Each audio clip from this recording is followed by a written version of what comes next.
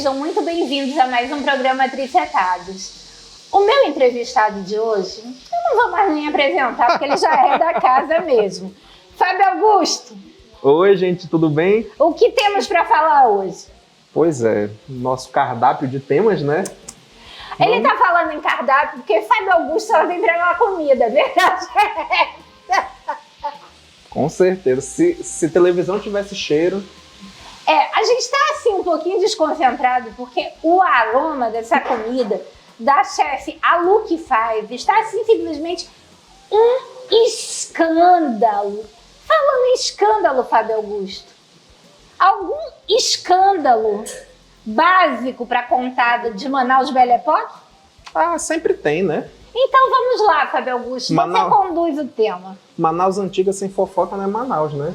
Não. Essa semana eu tava me lembrando que foi uma semana corrida, né? Eu participei... Essa semana foi terrível. Foi terrível. Eu participei de várias entrevistas. Aí uma pessoa me pergunta, professor Fábio, realmente tinha um túnel no Paço Municipal? Aí vamos procurar nas referências históricas. Existia um túnel. Sim. E sabe quem utilizava bastante ele? Sim. Seu Constantino Neri. Aliás, gente, Constantino Neri... Desculpas familiares. Não é somente uma avenida que vocês atravessam para ir para a Zona Norte. Constantino Neri foi nosso governador. Aliás, uma curiosidade para vocês, né? Nós temos várias marcas, várias coisas importantes em número de governo, em tempo de governo, sendo eleito pelo povo, não sendo eleito pelo povo, mas a família Neri é a família que mais governadores cedeu ao nosso estado. A família Neri é uma família importantíssima, né? E isso ninguém fala na escola, né? Sim, com certeza. Os Neri foram uma das principais, se não a principal, oligarquia de Manaus no período republicano. E a gente ainda teve Neri no início dos anos 80, né? Sim. Paulo Neri. Tivemos um interventor nos anos 40, Júlio Neri. Uma tradição familiar. Que é o que menos falado é o Júlio Neri, mas na verdade nós temos aí Constantino, nós temos Júlio, nós temos Paulo, ainda falta um. Silvério. Silvério Neri, que é uma figura conhecidíssima, inclusive, para Fábio, que não sai do cemitério, é um dos primeiros túmulos que você encontra no boulevard principal do cemitério de São João Batista, né? Silvério Neri, que se não foi o mais famoso desses, está concorrendo entre os primeiros, né? Sim, com certeza. É impossível falar da história do Amazonas no início do século XX sem citar os nomes do Silvério e do Constantino. É praticamente impossível, porque, apesar das críticas que sempre existem a essa oligarquia, eles deram continuidade, de certa forma, ao trabalho que os governos anteriores, que eu estou citando o Eduardo Ribeiro, deram início. Lembrando, gente, que o Eduardo Ribeiro, ele era negro. E quando as pessoas falam que o Amazonas nunca valorizou, deu empoderamento a mulheres, negros, indígenas, isso é uma conversa fiada. Nós tivemos um governador negro ainda no século XIX, nós tivemos mulheres senadoras muito antes de todo o Brasil e nós tivemos indígenas eleitos como são eleitos até agora. Dizer que o Amazonas é atrasado, isso é uma conversa fiada. Aliás, o Amazonas aboliu a escravatura muito antes do resto do Brasil, né? Sim, com certeza. Tanto é que nós temos duas ruas que homenageiam essas datas. A 24 de maio, que representa a abolição no município de Manaus, em 24 de maio de 1884, e a 10 de julho, que é quando o processo se estendeu para todos os escravizados da província. Gente, 4 anos antes, a província do Amazonas aboliu a escravidão, tá? Não aceitem que fale que nós somos atrasados.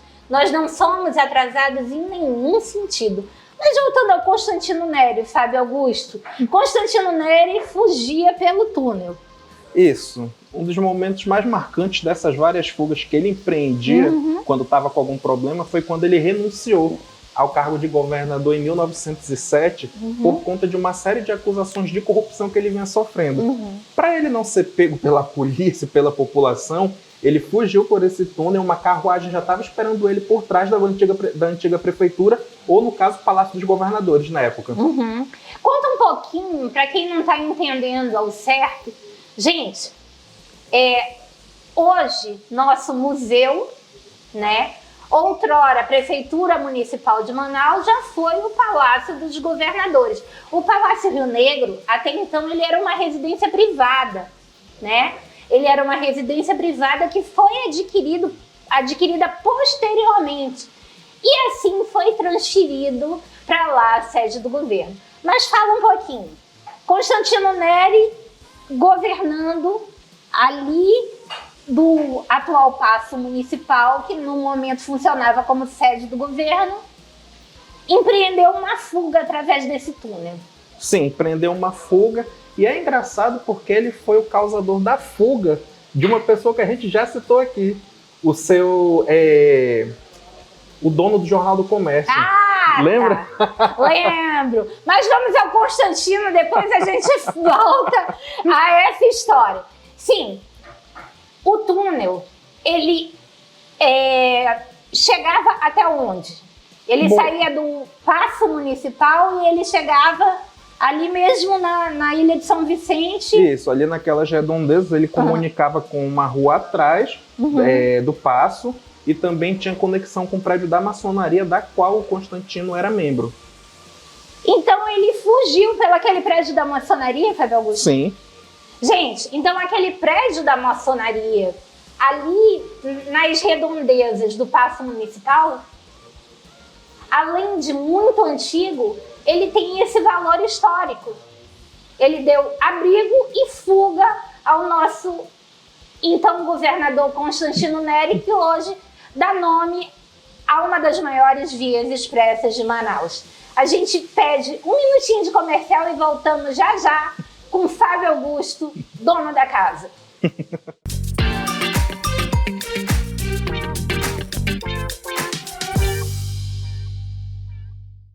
O governo do Amazonas segue o trabalho intenso com reforço nas equipes e novos veículos para combate às queimadas no sul do estado e região metropolitana de Manaus. Já são 800 agentes em campo para conter os incêndios. Desde junho, mais de 20 mil focos já foram combatidos, sendo 72% deles em áreas federais e sem destinação. Seguimos monitorando e trabalhando. Queimada é crime. Denuncie. Governo do Amazonas. Essa luta é de todos nós. Conheça a Clínica Viva Mais. Estamos localizados na Rua Rio Içá, 510, Nossa Senhora das Graças. Uma clínica multidisciplinar que conta com profissionais especializados prontos para atender você. Contamos também com o laboratório LAPAC, especialista em exames patológicos em geral. Há mais de 6 anos no mercado, realizando consultas e exames. Venha conhecer. Clínica Viva Mais, Rua Rio Içá, 510, Nossa Senhora das Graças. O Avancar entrou no mercado com a intenção de somar na vida das pessoas, ajudando a melhorar o dia a dia de cada um. Presente em todos os lugares. Ele também é alimentação, refeição, combustível, premiação, presente, cesta básica e pré-pago. Avancar. Ligue 3003-3939.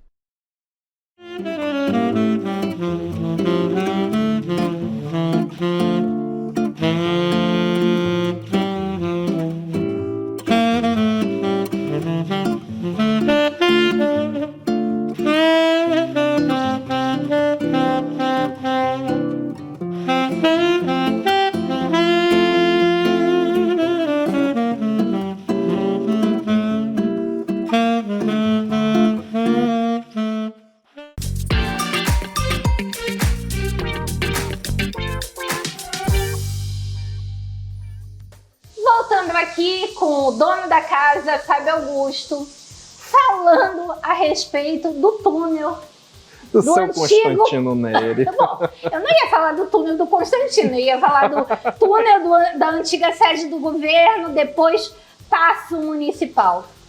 Pergunta que não quer calar. a gente conseguiria empreender uma fuga pelo túnel? Se eu fosse governador, eu ia ficar entalado.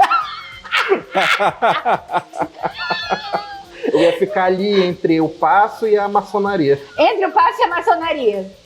Assim, mais especificamente, digamos assim... As pernas pro lado do Paço, a barriga pro lado da maçonaria. E eu, Fábio Augusto? Ah, sei de Eu nada. ia estar exatamente de quina para o Rio. Não, você ia passar, tenho certeza. E, Fábio Augusto, quais foram as outras perguntas dessas pérolas Das entrevistas? que essa semana renderam? Olha, dessas entrevistas, não deu para fugir de um tema que eu expliquei aqui na primeira vez que eu participei do teu programa. Foi sobre cemitério. Fábio Augusto é a única pessoa nesse planeta que eu conheço que gosta de cemitério. Aliás, gente, vamos fazer uma vaquinha virtual. Vamos despachar o Fábio Augusto para a Argentina, que quem gosta de cemitério vive lá pela Recoleta. Mas, voltando à nossa realidade aqui, o que foi que te perguntaram sobre o cemitério? Qual era a relação da cidade de Manaus com os cemitérios? E eu fiquei assim muito alegre de ver a cara de espanto dos espectadores que não sabiam que moravam em cima de lugares que foram cemitérios. Ah, gente, vocês não sabiam. Bom, então eu conto pra vocês que não só aqui muita gente mora em cima de cemitério, mas você que tá em São Paulo, na Liberdade, mora em cima de cemitério. Você que mora perto da zona portuária do Rio de Janeiro mora em cima de cemitério. Você que... Eu continuo, Fábio Augusto, aterrorizando o povo? Ou vamos continuar? Vamos aterrorizar aqui em Manaus. Aqui em Manaus, né? Bom, nós tínhamos um bairro distante que era o bairro dos Remédios. O bairro dos Remédios tinha um cemitério? Tinha Tinha um cemitério. Era um dos cemitérios cristãos, né? Sim. Que foi inaugurado em 1818, junto com a igreja. Ele ficava ali no cruzamento entre a Rua dos Andradas e a Leovigil Coelho. Que, pra quem não sabe, recebeu esse nome bem depois, né? O nome da rua era a Rua da Cruz. Isso, porque Era lá a Rua da ficava o Cruz cruzeiro. porque ficava o cruzeiro do cemitério. E, até então, as pessoas eram sepultadas na igreja. Por quê? Porque as pessoas, era costume da época que você ficasse cada vez mais perto de Deus. Quem ficava longe de Deus não eram as pessoas mais cristãs, mais caridosas. Então os campos santos eram ao lado das igrejas, atrás das igrejas ou na frente das igrejas, né? Só que existia um problema, né? Aquele defunto de couro grosso, ele ia lá para dentro da igreja, como a gente pode ver lá na matriz, né? Sim. Na nossa catedral. Dizendo para vocês que a Igreja dos Remédios já foi uma antiga matriz nossa, né, Fábio? Sim, quando a nossa matriz do tempo colonial pegou fogo em 1850, a Igreja dos Remédios ficou funcionando como matriz até a conclusão da nova igreja. E aí, o que acontece? Acontece que ali as covas eram rasas, né? Sim. E o que acontecia é que com a reforma sanitária foi necessário que se fizesse um cemitério afastado da cidade. E a gente fala agora no cemitério São José? Sim, vamos falar do cemitério de São José. Agora, só um detalhe que eu gosto de pontuar, as covas eram tão rasas que a gente encontra na documentação da época os relatos assim apavorantes. Gente, eu não quis falar, Fábio Augusto não poupa vocês, tá? Eu sei muito bem desses relatos. Precisa? É necessário? Sempre. É necessário? Sim, Fábio Augusto. Cachorros desenterrando. Cachorros, porcos, onças desenterravam os cadáveres. E era assim um espetáculo ao céu aberto, de ossos e lama misturado, e os corpos aflorando quando chovia. E você me fazendo perder toda a minha audiência, né, Fábio Augusto? Bom, aí se providencia um terreno na antiga Estrada Epaminondas, né? Isso, na época conhecida como Estrada da Cachoeira. Estrada da Cachoeira, que que se construiu um cemitério aos moldes dos Campos Santos, né, mais modernos, uma área unicamente que não tivesse que dividir ali a passagem das pessoas para ir à missa, os animais e tudo mais, e esse foi o nosso cemitério de São José, né? Por 35 anos. O São José, ele já era um cemitério cercado com portões de ferro, ele já tinha o arruamento de um cemitério de hoje, né? Ele já tinha túmulos lindíssimos, belíssimos. Podem ser vistos atualmente na quadra 4 do cemitério de São João Batista, porque assim, vai alguns, chegar... Né? Alguns, né? Alguns. E para espanto das pessoas, nós temos um ossuário onde estão os restos mortais de 48 pessoas cujas famílias não quiseram realizar essa transferência dos monumentos para essa quadra específica do São João. Não quiseram ou não puderam. Isso. Alguns nem descendentes tinham mais. Isso. É o caso de 2 padres, né? Nós temos 2 padres no ossuário porque não tinha família, né? Isso. E, bom, alguns túmulos foram trasladados para o São João Batista e podem ser vistos na quadra 4, mas nem todos foram, né? Não, nem todos foram. Esse foi um grande atentado à nossa história, infelizmente, cometido na década de 30. E é uma crítica que muitos historiadores fizeram, Desculpa interromper, na verdade, não é que foi uma coisa abrupta. É que o São João Batista é do final...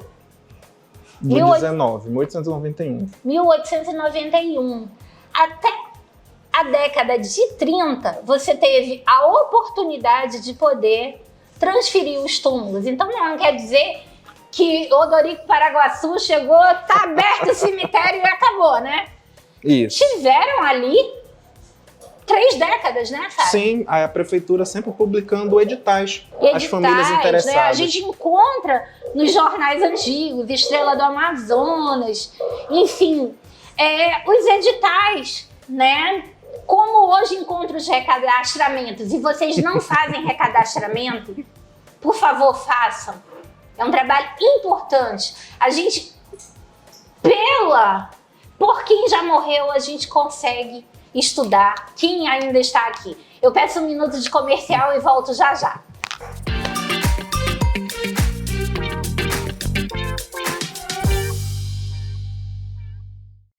O Avancar entrou no mercado com a intenção de somar na vida das pessoas, ajudando a melhorar o dia a dia de cada um.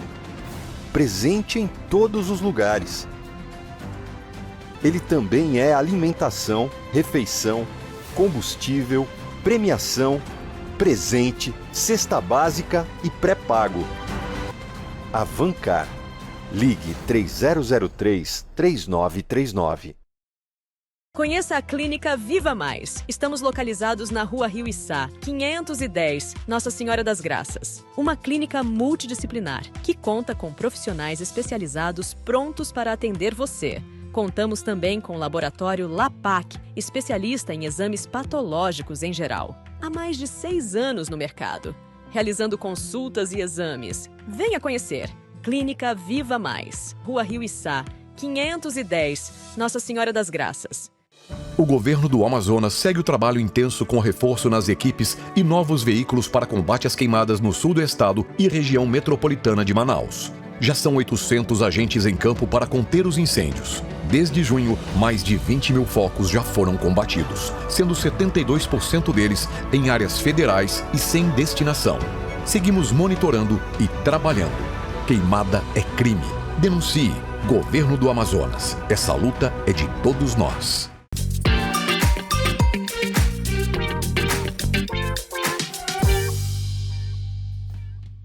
Voltando aqui com essa figura que roda, me engana, diz que vai falar sobre outro tema. A gente começou falando de um túnel e para onde ele voltou? Para cemitério. Para te ver o tamanho do túnel. Saiu lá do passo para o cemitério. Curioso, né? Fábio Augusto, olha, eu não sei. Eu acho que eu vou te dar um perdido. Eu acho que eu vou procurar um cemitério bem distante. Aquele lá de Lages. Aquele lá de Lages, né? E vou te deixar lá. Daqui a uns 10 anos eu volto, tá com a pesquisa pronta, de doutorado e tudo mais. Gente, que fascinação que esse garoto tem sobre o cemitério. Mas mudando de assunto, Fábio Augusto, vamos falar de vivos. Ah, tá, bora. Bora. Não é muito legal não, mas... Não gostas? Não é chegado. Não, mas vamos lá. Então continue, puxe o rumo dessa prosa. Vamos. Vamos continuar, né? Vamos casar, né? Que a gente vai falar de borracha, mas a borracha tem relação com o cemitério. Não, a borracha a gente tem que... Não, a borracha a gente vai ter que falar depois, Eu porque coloco isso Fábio Augusto é um negócio longo. Eu sei o que tu vais falar. Eu sei exatamente sobre o que tu vais falar. Vai encaixar a borracha na riqueza dos túmulos, na arte tumular. Eu te conheço, não é de agora.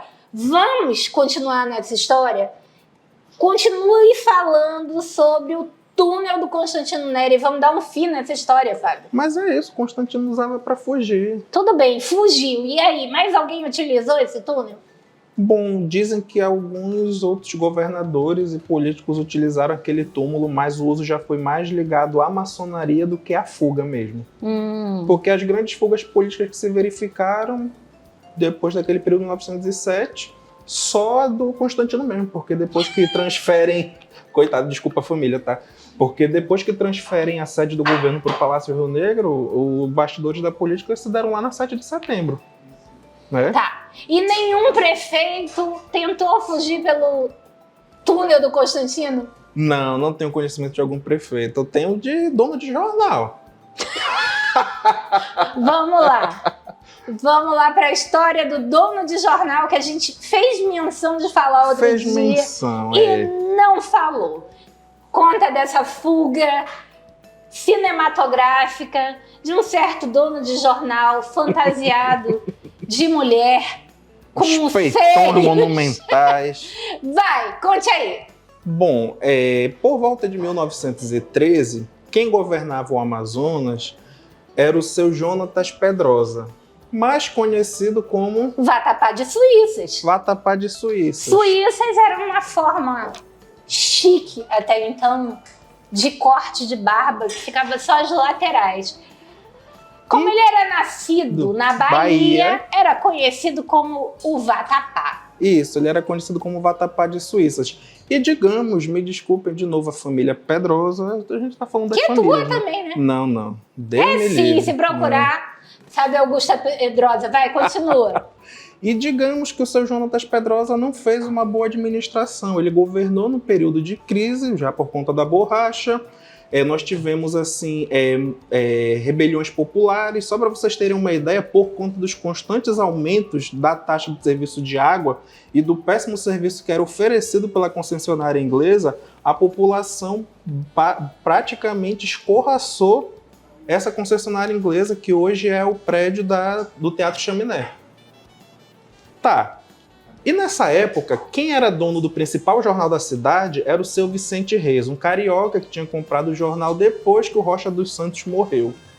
E o Vicente Reis ele foi um grande crítico do governo do Jonatas Pedrosa. Só que vai chegar um momento que o Jonatas Pedrosa tinha um grupo de apoiadores, seguidores, que eram os pedrosistas, como se chamavam, ameaçou ele de morte e de espancamento. O dono do jornal. O dono do jornal. Tudo bem. O que o seu Vicente Reis teve que fazer para escapar dessa agressão? Ele simplesmente se vestiu de mulher. E as crônicas da época dão uma descrição maravilhosa. O Vicente, com os peitões monumentais, com uma saia bonita, escapou de mulher e pôde adentrar de novo na redação de seu jornal sem ser espancado. É uma fuga, assim, que a gente... Tipo, a iluminação de Manaus devia ser precária, né? Com certeza. Porque um sujeito àquela altura escapar vestido de mulher por um túnel e ainda colocar... O que ele colocaria aqui para parecer ter seios? Não me ocorre nesse momento. Frutas? Pode ser. Sementes? Não sei. O certo é que a fuga ocorreu com a maior tranquilidade, né? Sim, ele conseguiu despistar os policiais e os apoiadores do Jonatas Pedrosa. Devia ser uma mulher belíssima. Com certeza. Ou então... Bom, fato é que Jonatas Pedrosa, como governador, mandava na nossa polícia, tinha seus apoiadores, continuou governador, virou nome de rua E todo mundo ficou muito bem nessa situação, né? Isso. Seu Vicente Reis morreu idoso, não foi espancado e nunca mais teve que se vestir de mulher. Olha aí, talvez não tenha sido, assim, muito confortável passar por um túnel Com certeza. com seios fartos, E de saia. cirolas e provavelmente uma armação aqui para fazer com que ele tivesse anquinhas, né? Não, e o professor Mário Piranga, ele descreve que o Vicente Reis tinha um bigodão e ainda era gordinho. Imagina a cena. Correu o risco, que a gente falou no primeiro bloco, de ficar preso No túnel. parte do corpo para maçonaria, parte pra do prefeitura. corpo para prefeitura.